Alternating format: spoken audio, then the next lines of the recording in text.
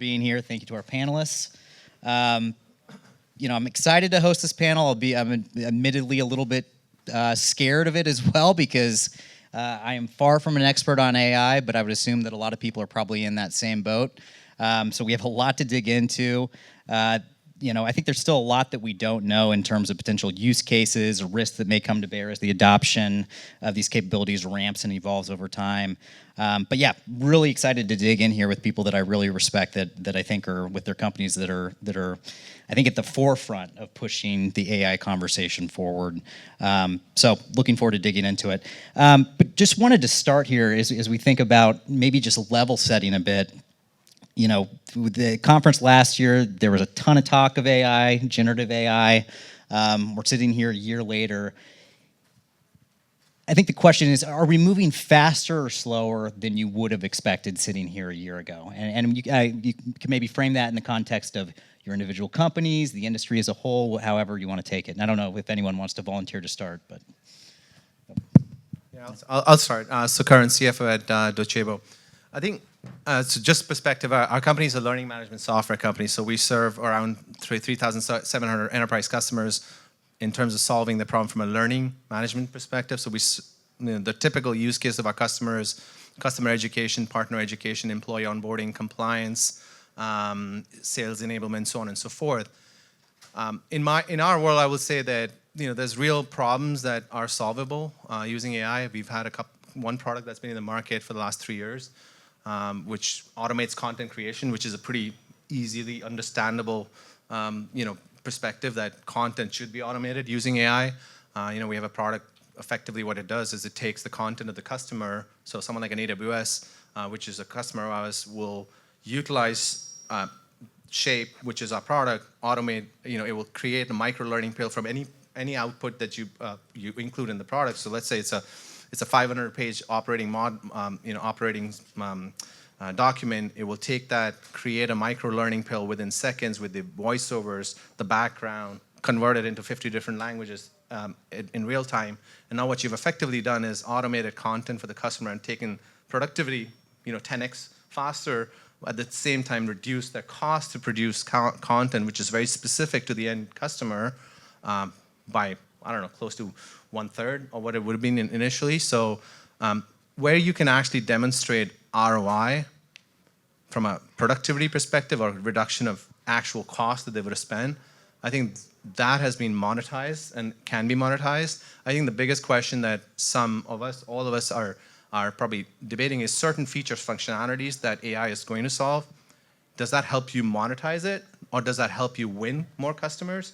And that's really where the game's at this year, is that there's a number of features, functions companies are releasing, like Shape. Shape we can monetize, but if I'm doing semantic search within the ecosystem of my customer, helping them search through the content that sits in my ecosystem, that's more of a functionality that helps me enable better win rates than actually monetizing it separately. So that's kind of the biggest question that's come out and will play out in 2024, 25. If you look at companies like CRM, they're calling for a 9% growth rate, then you kind of question, well, that's your uplift, and where's the AI monetization coming, right? And that's really where it's going to play out, at least in my world.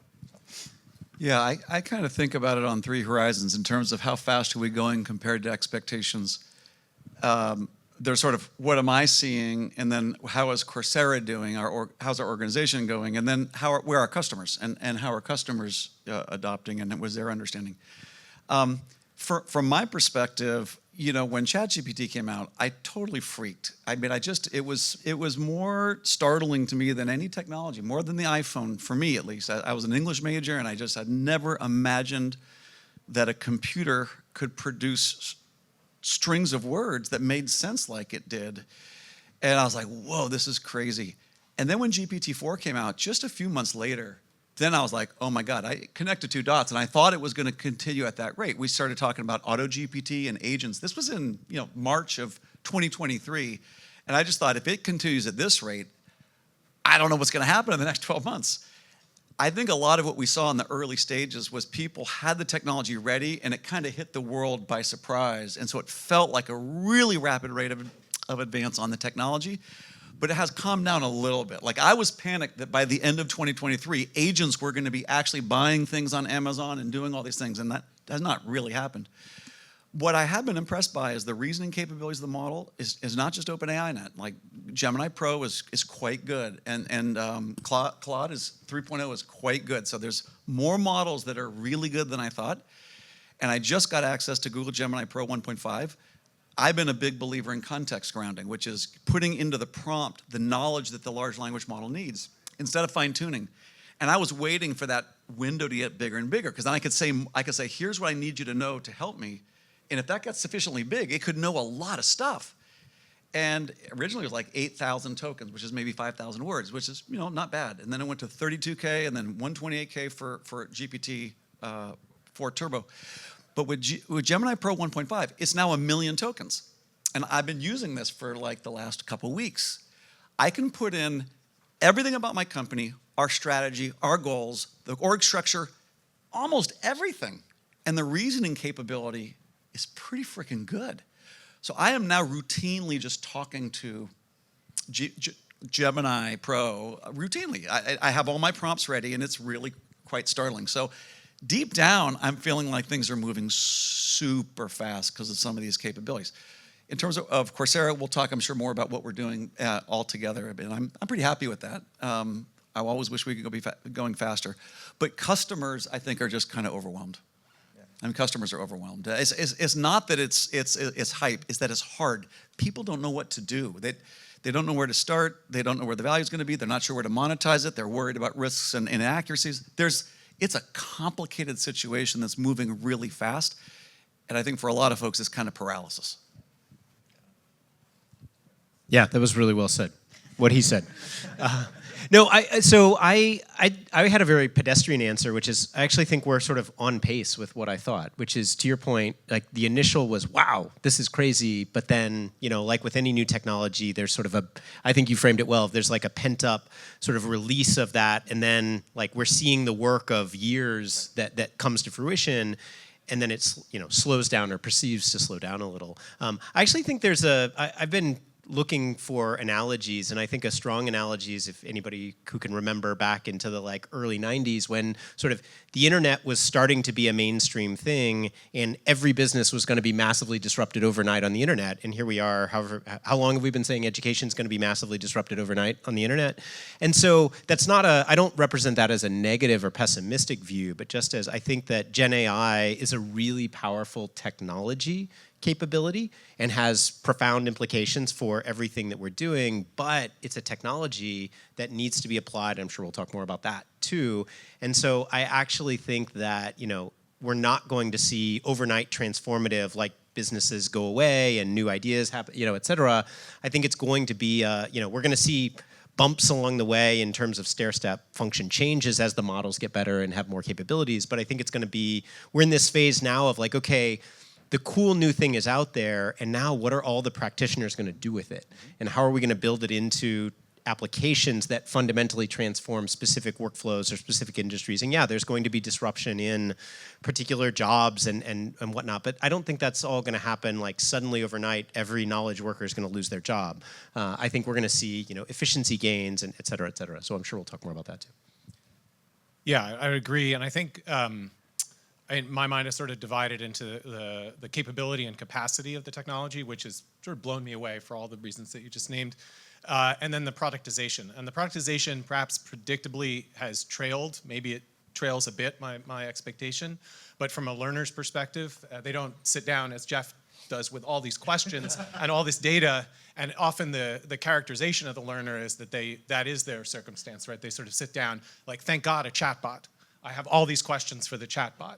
And the interface right now and the productization of that capacity is really under delivering. And so I think it's sort of like there's going to be pent up, eventually there will be breakthrough products, but right now I don't think any of them really has broken through from a learning perspective. A lot of them are built on the assumptions held by the product creators, that the learner is in their image. And if you've been in classrooms recently, that's not what classrooms look like. Social learning classrooms, perhaps individual learners alone in a room may sometimes look that way, but most of social learning doesn't look like that. The only comment I'd add is in the enterprise software where you're serving enterprise, companies, there is an element where who has the data and how you can utilize that data to make it very relevant for the end user, which is in my case a customer or enterprise software enterprise company. That is extremely important. The models are only as good as the customer letting you actually make it much more useful for them. And so, whoever's sitting on that intellectual property that can make it much more useful for the customer is going to also benefit, at least from an application software perspective. Well, that was going to be my next topic, was focusing on the data side, because and that's something that anyone who was on the last panel was a topic on the last panel too. But as you think about data, it seems like it's going to be a big focal point with what you're feeding these AI models. How do you think about some of the key proprietary data sets that you as a company have? Have you had to change your data strategy at all to think about building out better capturing data sets within, as you engage with learners, as you track progressions? Maybe talk about the data side of the equation. I'll jump in. So I'm the CEO of Quizlet, a direct-to-consumer study platform. Millions and millions of people use this every day to study.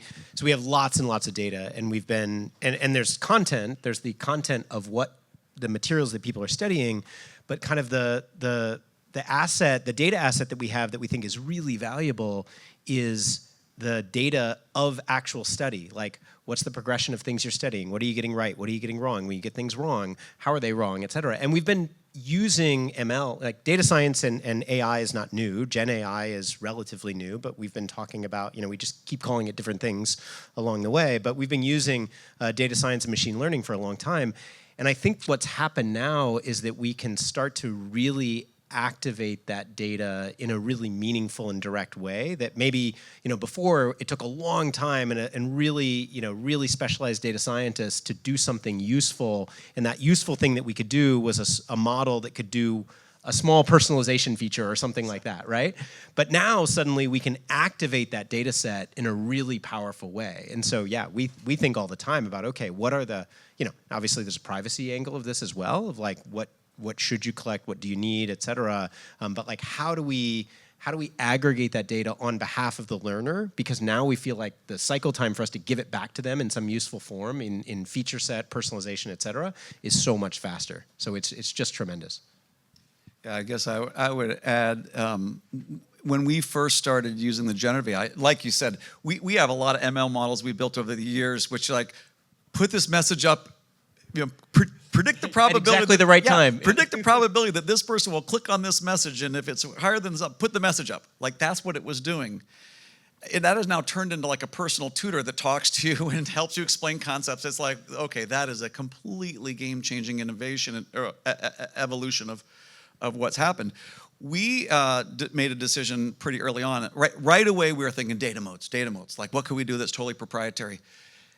And we just saw the models changing so quickly. We're like, we're not gonna win this war by building all of our own models, but trying to understand how to use the content and the underlying large language models, so that without building a lot of proprietary models, we still have some. We still have a data science team, and they're definitely still building some models. But they're not building large language models, not right now. We're not even really fine-tuning very much stuff.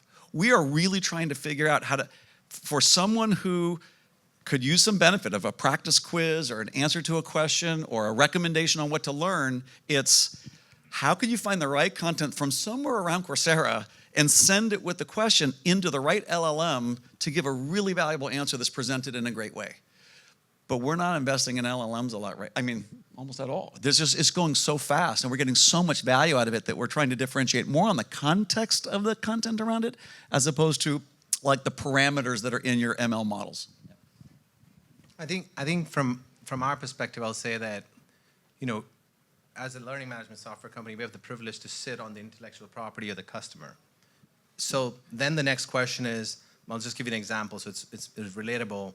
As a company we're working with, and these are multiple customers we do the same thing with, is they had 200,000 sales calls last year as part of their ecosystem, when they reached out to prospects. Now you have an incredible amount of data, whether it's from Gong and other places, where you could utilize that data and say, do I create and this is a product we have, virtual role play technology, where now you're practicing how to sell that product, and you now know from that 200,000 calls last year, what's your competition, how you should have sold, what the product should have said, how you should have said the initial words when you introduce to the customer. And it's not practicing with one avatar, it's multiple avatars at the same time. And so now you're getting challenged back and forth based on you as the company and your intellectual knowledge that has fed into the algorithm of what we call virtual role-play technology. The one challenge I will say in the enterprise space that we certainly have kind of taken up at the front is what we call AI control panel. Most enterprise customers are going to tell you to switch it off or tell them exactly what the algorithms are doing for you, unless they know exactly where these apply. So even a simple aspect of it, if you're going to use that data even in a synthetic format, so someone like an AWS doesn't want Walmart to even benefit even in synthetic format, you have to make sure that you have an AI control panel that restricts the algorithm and the usage of that algorithm only for that end customer. And that's been playing out pretty interestingly in our space. We get a lot of large Fortune 500 companies that are specifically asking, and we've looked at that, and we built an AI control panel to give them full control where the algorithm can be used, cannot be used, is in synthetic format or not. It's becoming an important question. And another point I'll just add on to that, because I think it's not obvious to everybody, but if you make a policy decision to train a model on data that's not absolutely clearly your data, it might be legal and it might be the right thing to do in the long term, but the number of questions that you're going to get, the number of hesitations you're going to get, the amount that it's going to slow down your rate of learning and your progress, we decided we're going to make some very simple statements. We're not training any models on anything that you put into this. You know, any further questions on that? Okay, now we're going to go like crazy building these things, but dealing with intricacies associated with whose data is it that you're using to train these models is often not worth the value of the models that you're training, is what we found. Got it. Yeah, that's awesome. Maybe moving on to the application of AI to personalized learning. I mean, that's a broad topic that could look a lot different between the type of learner that you're trying to serve. You know, as you think about your efforts to maybe personalize the learning experience in practicality and reality, what could that look like over time? I don't know. Could we start with what does it look like? Sure. Yeah. And then maybe we can say where does it go? Like, sure. What does it look like today? Yeah, I mean, so I was thinking about like what the prospect. I guess what I'm excited about, where I think we can finally go that we've been held back for a long time. In personalized learning, there's basically, as I've seen it, sort of 3 domains where we've made progress already. We've had in K-12 early literacy, measuring like acquisition of language and phonics and so forth, decoding, world language learning, products like Duolingo, and math. Math is always the sort of the first place that these things strike. And the thing that each of these 3 domains has in common is that they have a highly structured, sequenceable learning trajectory. And you can build assessments around that. And I think that the power that I see being unlocked is in generating a more powerful, robust set of assessments. And that's going to unlock, you're going to see, and you've already seen it now with like the advent of a lot of writing feedback that's sort of pent up over time because that's been a persistent need. Now it's unlocked, and I think you're just going to see many more domains that are being unlocked thanks to the ability to create more finely tuned, more accurate, responsive assessments. And I think that's in contrast perhaps to where we are today, which is we're not there. Well, and Jeff, you actually gave a great example of like personalized learning in your opening remarks about, you know, you take all of Coursera's information, you dump it into the context window, and then you ask questions. So it's your experience with Gemini Pro is way different than mine because you're personalizing it. So it's not the traditional way that we think about personalization, but that's exactly how we're thinking about it from a Quizlet perspective, which is if you're a high school or college student and you're studying for something, you want to study for what you think is going to be on your professor's test.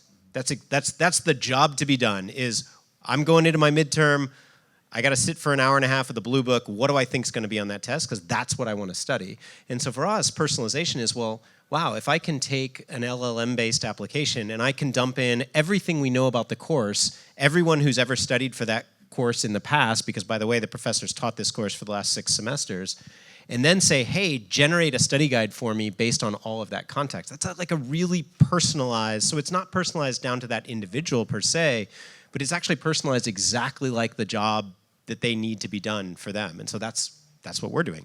And it's something it's funny to your point of, it's something we were working on 2 years ago, 3 years ago, 4 years ago, and we were making like incremental progress, and then we made like a big forward leap in terms of the art of the possible. And it's still not perfect. You can't, newsflash, you actually can't trust the output from any of these models. You've got to do a lot of post-processing to make sure it's valid, to make sure it's accurate, to make sure it makes any amount of sense, et cetera.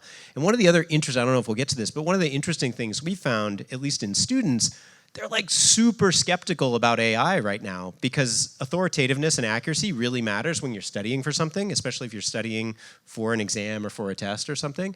And so there's this, they're also like the people we would think would be the most eager early adopters of tech platforms, et cetera, and they are, but they're also somewhat skeptical about AI. So there's a really interesting balancing act there. And when you think about that personalization. Do you think that skepticism has changed over the last year? Yeah, it's gotten worse. I mean, seriously, because a few of the folks here said, like when ChatGPT was released, November of 22, we were all like, oh my God, that's amazing. And students were like, sweet, all my essays from now on, I don't have to write. This thing will write it for me. Obviously not true. And after using it even a little, you quickly realize like, oh, it's good for these types of things. It's not good for these types of things. It gives useful directive information in this direction, but I can't actually trust it to do this. So I think skepticism maybe sounds too harsh, but I think there's a reality that is set in of like, okay, here's how I could use this new tool, and here's where it doesn't apply. We have many examples we give, but one is what we call Coursera Coach. It's like this little personalized tutor and career guide and helps you with discovery.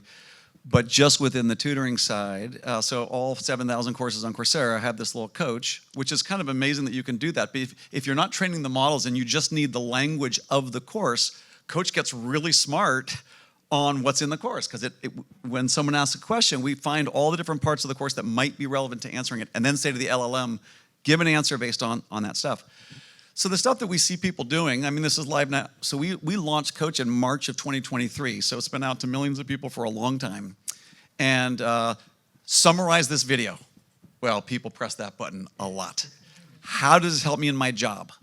It sounds really silly, but like, how does this help me in my job? If Coach knows your job, it says, well, since you're a software developer, learning this skill will help you do this better. If it doesn't know your job, it'll say, well, what's your job? Like, I'm a software developer. Okay. Well, this video is about this, and they're teaching you this, and so in your job as a software developer, you can do this. People say, if I learn these skills, what job can I get? Like, oh, well, these are the kinds of jobs that it's in just the number of things you can ask about, why is this relevant to me? There's another button that's really simple, which is explain this concept.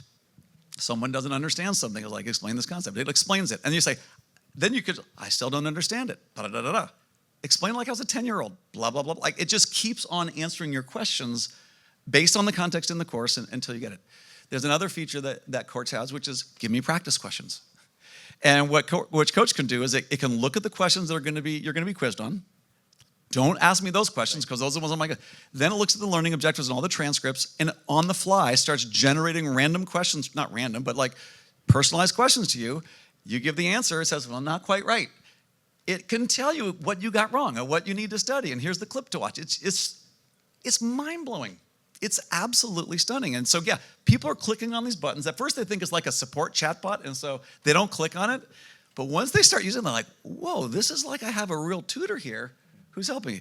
Just to give you a little sense of where it's going, it's now grading essays. It's giving you personalized feedback on your written submissions. And there's something to work on now that I'm just super excited about, which is when you do a written submission, not only can it grade it against a rubric, it does, when someone gets their PhD and they submit their dissertation, you have to defend your dissertation, which is like your oral quiz of what you submitted. So now we're having Coach, after you do the submission, not only give you feedback on the submission against a rubric, but it says, hey, let me talk a little bit about your thought process when you submitted this. Your thesis looks like it's this. What else did you think about writing about? And why? Where would be the inconsistencies between what you said here and what you said here? So it actually is evaluating your thought process, not just your submission. And it's not only doing that for academic integrity, but it's also helping you think through how did you approach that problem. And I think that's pretty cool. That's great. Yeah, that's exciting. I don't know if that. I've heard a rumor that there was a Harvard business case study coming out on you guys. I don't know if that'll be covered in that, but It will. maybe moving on to, I think we've got 10 minutes left. Monetization. I mean, there's a lot of investment that's going into leveraging these capabilities. You all operate companies. I would think that. I guess, how do you think about the monetization as you roll out these AI capabilities? This is about remaining relevant. Will it help you with pricing? Does it drive more engagement? How do you guys think about the ROI on investing behind these capabilities? I'll start because I guess I'm the CFO, so I'll start from the math perspective. I think the way I think about it is, we talked about capabilities. Any capabilities that you're bringing to the market, you have to first think, can you demonstrate clear ROI to the customer? So, in our world, in corporate learning, there's really 4 or 5 aspects that are going to dramatically change, right? You either automate content for the customer, so you're reducing dramatically their costs of creating content, outhouse, we talked about that. So there's clear ROI, measurable, and as you empower social learning in an organization, you also have much bigger and much more seats taking that. The historic model was give it to the admins, they create content, they distribute it to an organization. Now you're empowering social learning by giving modules like Docebo Shape, which is effectively automating content creation. You would certainly monetize that. Then you say, well, I've got semantic search because I sit on intellectual property of my customer. All of their ecosystem sits with me. That intellectual property is not available on the World Wide Web, so I got to give them semantic search capabilities. And what that means is, just as a practical example, Lululemon is a customer. If you're stuck on the till and you don't know how to do a refund pretty real time, and you don't have to go to an LMS, real time you can ask the question in their ecosystem, and the answer comes out. We call it TikTok way of learning. That's the next phase of where this is going. Video capability, video learning is real, and it's very applicable in the corporate world, where quick bites type of learning, where content is spun out, hyper-personalized to the end need of the problem you're solving for the customer or their end user is important. So that refund example, or you're selling shoes at the till and you don't know what the feature functionality is, and you can pretty quickly tell that. So video capabilities as part of embedding into an ecosystem where you can actually also practice your skill sets is kind of monetizable. But what I'm trying to say is every time you're trying to figure out, are you bringing a real ROI to the customer where you can make productive gains and tie it to some sort of numerical exercise, at least in my world. Whereas there's elements that are not easily quantifiable. Like the biggest problem in the industry, in the corporate world is, you have skills all over the place. If you have an HCM provider, they'll tag skills very differently to an LMS. You think about a company like Intel or others similar, like Caterpillar, where you're doing a lot of onshoring. This is real problem for the customer, where they're onshoring a number of their capabilities in the US, as an example. Now I got to move thousands of people from here to this operation. I got to have a standardized skills taxonomy and a learning path so that I can bring that human being from this department to this department, because I need to build chip manufacturing capabilities in the US. Very different mindset and skill set needed. So AI is also solving that problem from a skills taxonomy perspective to help easily create learning paths for organizations where they can move human capital around, because that is the human capital is the one thing that is, as everyone knows, is in limited supply right now. So We took a pretty simple approach. We said out of the gate, it was just like, we need to learn how to ship value as fast as possible. Forget about pricing, forget about making money on it, just learn how to create value for customers as fast as possible. So we immediately said, we're not going to get tied to one LLM, because we expected that there's going to be a certain break even where the value that you're getting at a cost of the LLM is going to make it so we can deliver it for free and create a lot of value for the customer. So we never intended to make any money off, any revenue off of it. We have to watch it on the cost side. So we're not using GPT, the most recent version of GPT-4 for Coach. We're using 3.5 Turbo, like for any of you who are wondering. But we were able to bound it and use enough context so that we can give it away for free, because it's fast, it's high capacity, and it's inexpensive. And by bounding it the right way, it can give high quality answers that's still valuable. So that's what we're focused on. But we are worried about the cost side. We cannot use the best models for everything. For really important problems that are really valuable and not super high volume, we'll use an expensive model. For other ones where you don't need the expensive model, we'll use a cheaper model. But our anticipation is for the vast majority of things, we will not charge extra dollars for it. Right now where we're focused on making money is if someone has a better learning experience and they're paying a subscription, if they stay longer, retention goes up. So let's just do that. Let's create more value, have them learn for longer. We'll make some more money because they learn for a longer time. Yeah, that's how we think of it as well. It's a technology infrastructure component that we build into product experiences, and where it has a cost associated with it, as many types of, and some things cost more, some things cost less. But if we can add value and add meaningful value, then we bake that into kind of our product economics of how we're thinking about product and value for the customer. We're a large-scale freemium service, so we give tons away for free, similar to you. And then we have premium products that we try to get people to subscribe to, and we look at the cost. But I also want to highlight, it's an important point that Jeff made about the different types of models, because you want to be, we strongly believe in the model independency of being able to move across and test and figure out what the right, I think we'll see in the not too distant future, there's a whole infrastructure layer that's springing up around that as well, where, even within a given product, based on the workload, you'll send it to a different back-end model because you're trading off speed, quality, like the quality of the response, and the cost, right? And so, similar, we use a lot of GPT-3.5 and other things like that, not the latest, because they're faster. And so we can't wait around. Exactly, and we can't wait around for the GPT-4 answer to come back when we're trying to do things in real time versus other things that are, So that's a really important learning that we had early on as well, of thinking about that. But at the end of the day, it's just a cost of goods, and you got to think about the product and the value you're building, and the monetization follows. Yeah, we're in the same. That.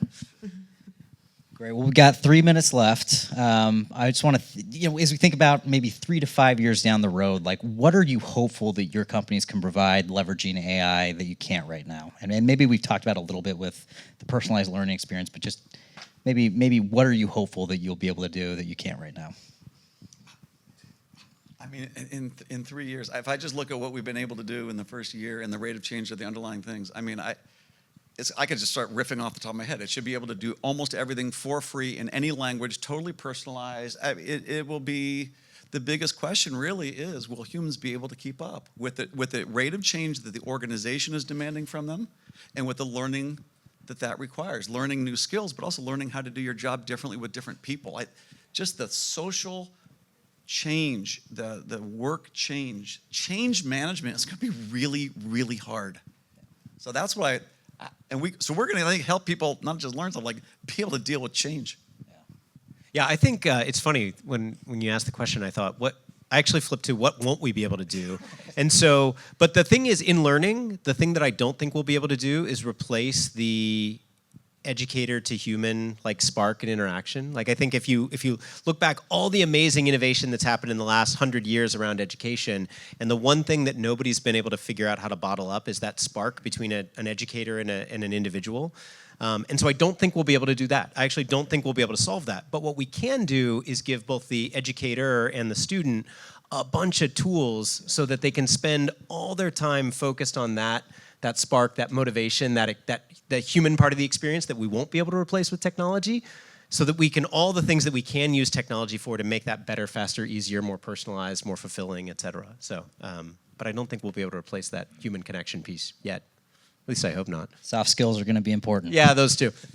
Yeah, I guess I worry that the K-12 policy landscape won't keep up. We'll basically be chafing at every attempt that we try to introduce this. And the structures of learning, the traditional institutionalized learning is just not built for this. And something's going to break. And for any innovators out there, exactly what you're saying, our team is out there talking to all the people, and there's a lot of people generating content from scratch with these avatars, and they can speak in different voices, but they're not real people. And they didn't start with any really distinctive insight. And what I really want, personally, and what we're looking for, is what I call text-based video editing, both additive and destructive, where if you take an existing video of a real person who really did say something and just let them say it a little bit differently, or fill in 3 sentences, take their video, clone their voice, get their permission, but just help augment and keep up to speed what real humans are doing. That's where I think there's going to be a lot of value. I mean, it's fun to create something totally from scratch, but that's not what we're focused on. Well, I think we are out of time. So thank you guys so much for joining. Thank you, everyone, for watching. Thank you. Thank you.